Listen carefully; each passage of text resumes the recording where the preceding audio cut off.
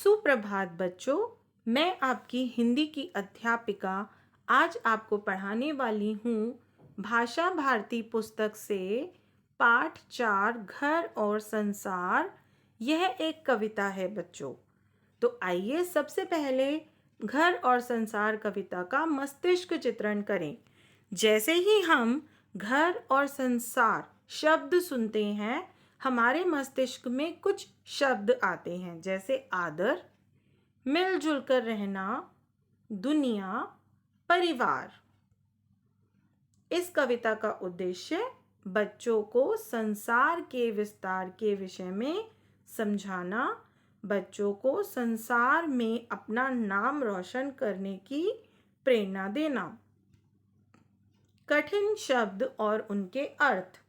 घोंसला, पक्षियों का घर। शाखा, पेड़ की टहनी। सुकुमार, कोमल। पसार, फैलाना। संसार, जगत या दुनिया। पाठ 4 घर और संसार। कठिन शब्द।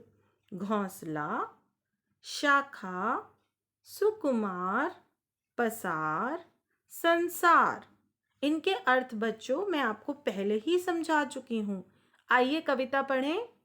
सबसे पहले मेरे घर का अंडे जैसा था आकार, तब मैं यही समझती थी बस इतना सा ही है संसार। इस कविता में बच्चों चिड़िया के बच्चे की मनः स्थिति का प्रदर्शन किया गया है। चिड़िया का बच्चा क्या सोचता है? जब वह अंडे में होता है तो वह अंडे को ही अपना घर और अपना संसार समझता है।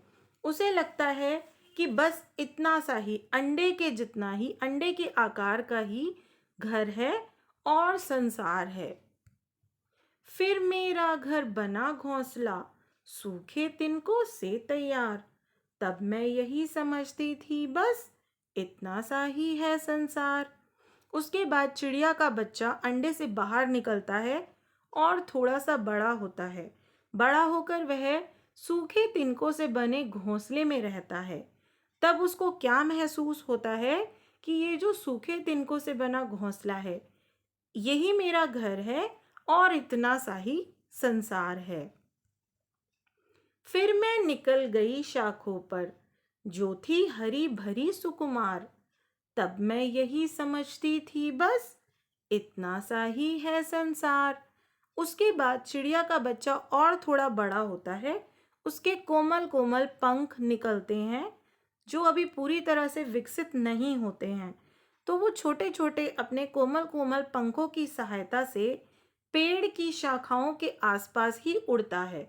वहीं पर वो चक्कर लगाता है और तब वह क्या महसूस करता है कि मेरा घर और मेरा संसार सिर्फ पेड़ के आसपास का इलाका ही है। आखिर जब मैं आसमान में उड़ी दूर तक पंख पसार, तभी समझ में मेरी आया बहुत बड़ा है यह संसार।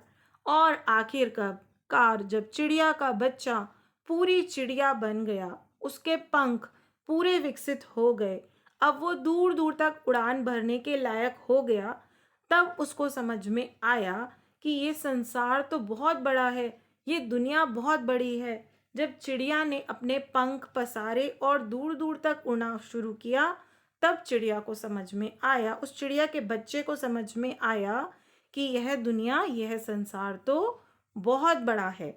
इस कविता के रचयिता हैं निरंकार देव सेवक। तो आइए बच्चों घर और संसार कविता का शब्दकोश देखें। आकार, शक्ल और बनावट, संज्ञा, वाक्य। बच्चे का आकार उसकी मां पर होता है, सभी का आकार अलग अलग होता है। शाखा, टहनी, संज्ञा। पेड़ की शाखा बहुत फैली होती है, पेड़ की शाखा पर फल लगते हैं। सुकुमार, कोमल, विशेषण। चिड़िया का बच्चा सुकुमार होता है, छोटा बच्चा सुकुमार होता है। पसार, फैलाकर, क्रिया।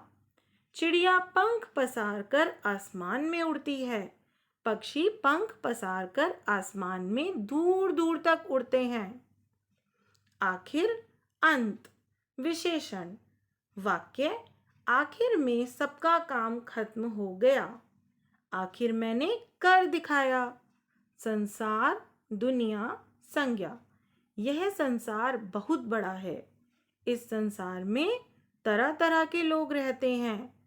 तो देखा बच्चों, हमने इस कविता से क्या शिक्षा प्राप्त की?